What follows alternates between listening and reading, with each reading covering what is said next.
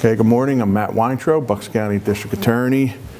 I am very proud and pleased to be joined at this press conference by the people arrayed behind me who were integral in solving a murder that occurred on November the 2nd of Dr. James Sowa, a very valued member of the Bensalem community, a chiropractor for many, many years, family man, 64 years old, when his life was viciously and brutally taken from him on November the 2nd. We've made an arrest in this case. We've arrested Joseph O'Boyle, who is 22 years old. I'm going to get into some of the facts here. Dr. Sowa was a chiropractor in the Bensalem area and had served his community well to help people heal, which makes his murder somewhat ironic. He had never harmed a person. He certainly didn't deserve this. But what we know and what we can share is that through the tireless efforts of the men and women behind me and through the incredible investigative efforts and hard work of the Bucks County Grand Jury, which I'll elaborate on in a minute, we're able to solve this case and bring Mr. O'Boyle to justice. Some of the pertinent facts are that Mr. O'Boyle was a patient of Dr. Sowa's for jaw pain, and he was seen at least once by Dr. Sowa for treatment of his jaw pain at Dr. Sowa's residence and business, which were one and the same on Hulmeville Road in Bensalem. After that visit, that one visit, which occurred late last year, O'Boyle obsessively complained to his family that his jaw pain worsened after receiving the chiropractic treatment that he got from Dr. Sowa on September the 14th of 2020 to be exact. So that fateful interaction caused defendant Joseph O'Boyle to obsess on Dr. Sowa, as he, in my opinion, improperly, incorrectly, and in a misguided way focused on Dr. Sowa as having caused his jaw pain or exacerbated it when he had instead had gone there to get some help.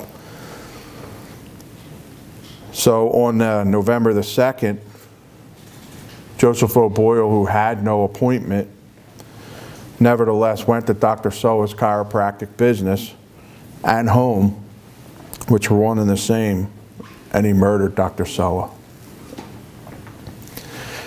Sometimes we always try to search for a motive because it's what makes crimes make sense. If you can ever make sense of a senseless killing like this, you try to get into the mind of the person who committed the murder. And in this instance, what we've come up with, based on the injuries that were caused to Dr. Sowa that ultimately caused him to succumb and die, make the defendant's action seem like a poetic, perverse irony, because Mr. O'Boyle was complaining of jaw pain and he improperly perceived that Dr. Sowa had worsened it instead of improved it. And our theory is, based on the injuries that Dr. Sowa succumbed to, that Joseph O'Boyle beat him about the head and about the jaw, almost as if that Old Testament chapter and verse, instead of an eye for an eye, a jaw for a jaw. It's not fitting, it's not proper, but that seems to be the motivation here. Our evidence shows that the defendant struck Dr. Sowa with a blunt object on the back of his head, then brutally beat him about the jaw while he was already incapacitated and unable to defend himself or to fight back. So today, the defendant is charged with criminal homicide, burglary, criminal trespass, and possession of an instrument of crime for the instrumentation that he used to injure Dr. Sowa. The defendant, as of this moment, remains on a no bail status, for he was actually charged months ago for assaulting a Bensalem Township Police detective during the course of this investigation and had been charged with aggravated assault. And at that time, we had let the district judge know that he was a suspect in Dr. Sowa's murder. So he's currently on a no bail status for that, and his arraignment will occur at noon via video, in which we will argue that his no bail status should continue at that time. As I said, this case was incredibly investigated, but I want to give some credit, specific credit right now, to Bensalem Township Detectives Greg Smith and Neil Tropiano, who are both with me today. Bucks County Detectives Dave Kemmerer, Dave Hanks, who are also with me and will be prosecuted by Deputy District Attorney Megan Hunsaker and ADA Christine Sassani, who both also had an integral role. Not only will they be prosecuting the case, but had an integral role in the investigation.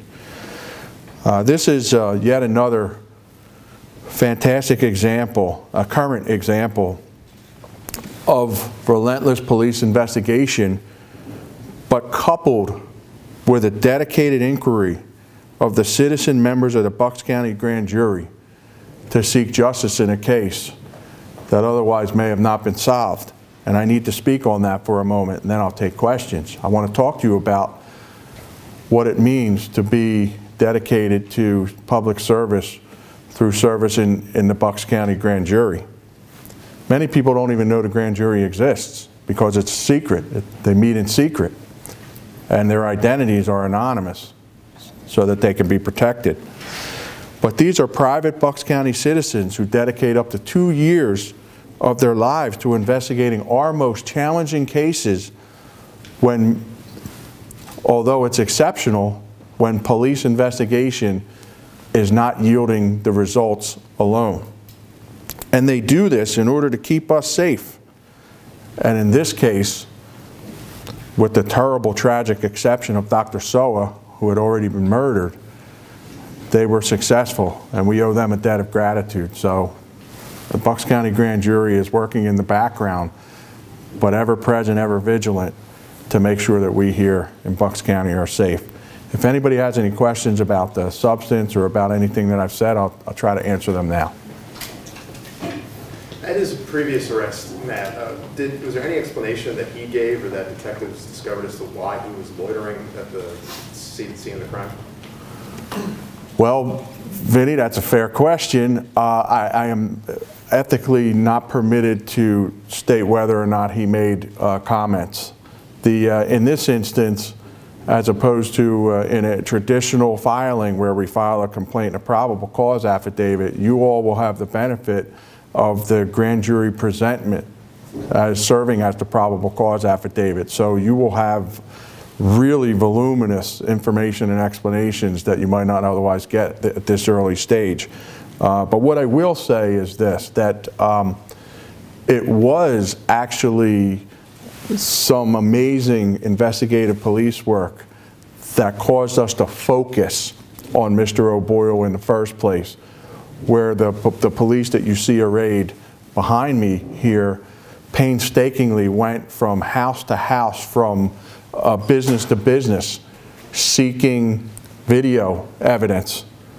And in fact, there was some in that video evidence allowed us to key in on a certain vehicle, which then allowed us to further key in on Mr. O'Boyle. So that was, I would say, the fulcrum that tilted the case sort of as it focused on one person. Anybody else have any questions?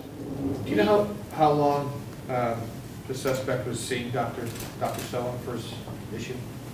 Or how many so our indication, Jim, is that he saw him once for treatment, for sure, and maybe one other time either just to set up a treatment like a consultation or to make sure that insurance or whatever would cover it. So really he was only treated the one time on that September date, September 14th of 2020, but somehow got it in his head that this was the cause of his misfortune, and he tragically and criminally took it out on Dr. Sowa, who lost his life as a result.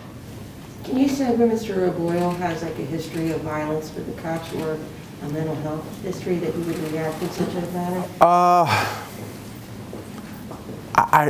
I'll say this. I think that's a fair question, and I think if you read, bear with me one second. A lot of that's in the presentment, right? Presentment of the complaint. Yeah, that's attached to the. So I think, and I don't want to. I'll paraphrase, but I think if you read the presentment that's attached to the complaint, you will see that there's some pretty obvious signs of mental health issues that Mr. O'Boyle suffered.